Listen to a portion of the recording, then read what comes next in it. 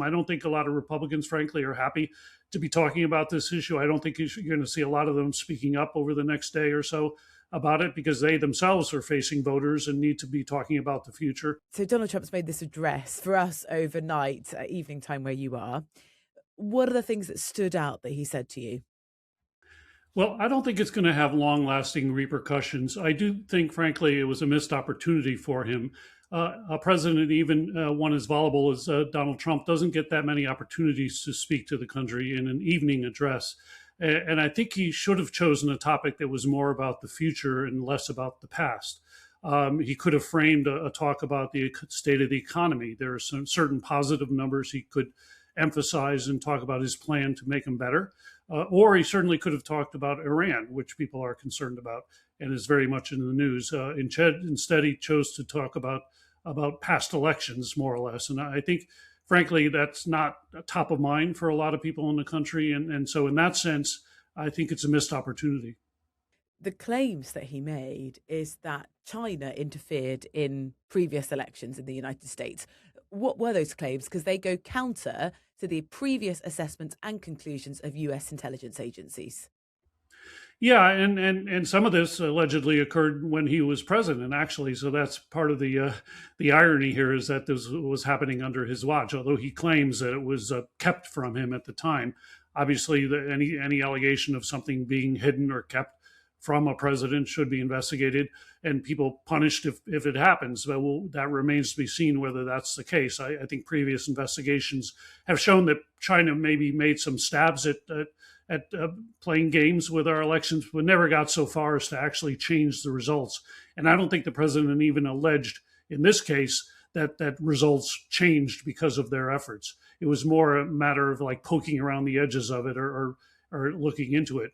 Now, of course, Russia itself in the 2016 did get John Podesta's emails, who was Hillary Clinton's campaign manager.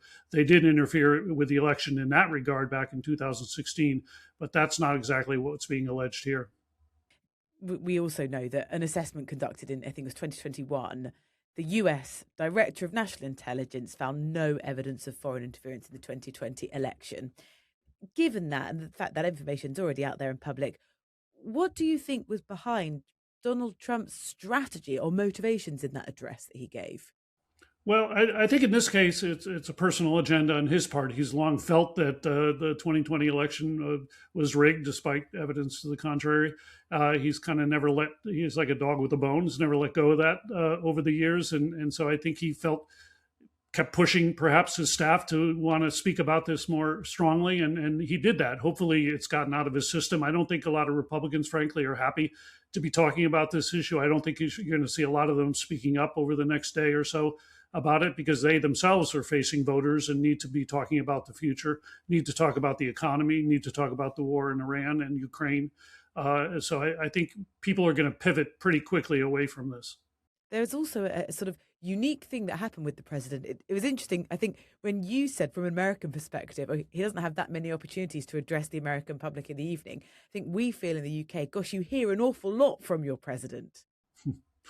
Yeah, that's right. I mean, he's out there every day, obviously, and people can tune in whenever they want. But an evening address is kind of sacrosanct. You don't have too many either Oval Office or East Room addresses. Presidents are pretty careful about when they choose to do this. Some of the networks, frankly, didn't cover it. You really want to save those for really big events and really big announcements. If he had said, I'm going to lay out my plan for Iran, I think every network would have covered it and people would have been tuned in more enthusiastically and been more responsive to it. I think he has a case to be made in Iran. I think there's some misimpressions about the level of support. I think there's more support for action there than people believe, but he needs to make the case more visibly and more vocally. I think he has failed to do that so far. Perhaps that's coming in the future, but again, you don't get that many chances to do this. There are also some suggestions in the UK reporting of this speech that the reason some of the US networks decided not to run it, and I guess we don't know in full, but it'd be interesting to know if you sort of agree with this analysis, is that they were going to have to fact check the claims that the president was making, and that was going to be difficult to do in real time. Yeah, I mean, he's unveiled, he's declassified some documents. You're not going to be able to really analyze them that quickly. So that certainly is a stumbling block for the networks. I think the administration failed to do much in the way of briefing. Oftentimes, if a president is going to speak to the country, they do background briefings with the major press in advance so that the press can kind of roll it out in a more fulsome way. That didn't apparently happen here. So there was very little in the way of advance warning or briefings, and I think that contributed to people not being interested in covering it because I mean I think they frankly should cover anytime the president does speak, but the fact checking certainly can be a problem if the facts have just been unveiled. I think you'll see them do fact checking over the next day or so. It's interesting. You look at the front pages on the websites of the major news organizations, it's not really blaring headlines on any of them, no matter which part of the political spectrum.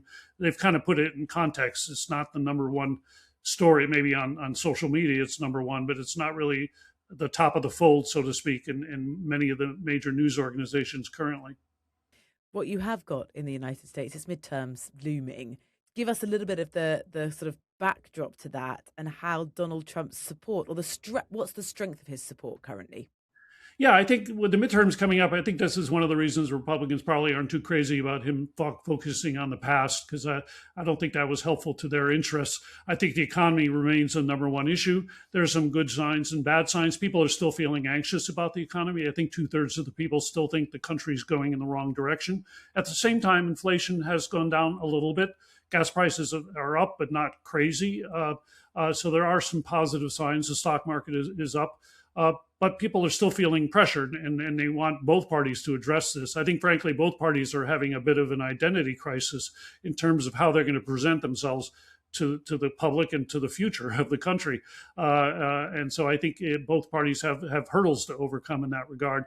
I don't think the speech tonight made a difference, but both Republicans and Democrats have a long way to go. And the country still seems pretty evenly split, 50-50, in terms of which direction they're going to go. You're obviously a Democrat. Tell us, we don't have the same level of name recognition in the Democratic Party internationally than we do in the Republicans. Who do you think, as the midterms loom for the Democrats, as we head towards eventually another presidential election, who might that be? Well, the Democrats really, both parties have an identity crisis. They need to come to terms with divisions within their own party. Certainly, the Democratic Party is having a fight between the so called Democratic Socialists, who have made some progress in recent elections, which is kind of the left wing of the party. And then there's the kind of the more mainstream elements of the party. That's really going to play itself out both in the midterms and in 2028.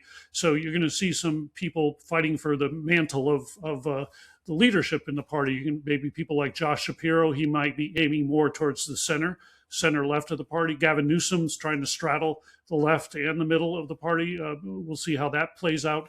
I think the minute midterms are over, then all attention is going to be turning towards 2028. And on the Republican side, you may have a division between Marco Rubio and J.D. Vance, both of whom are going to try to claim the post-Trump mantle for themselves. Jim, that's been really helpful. Thank you so much. Thank you. Appreciate it.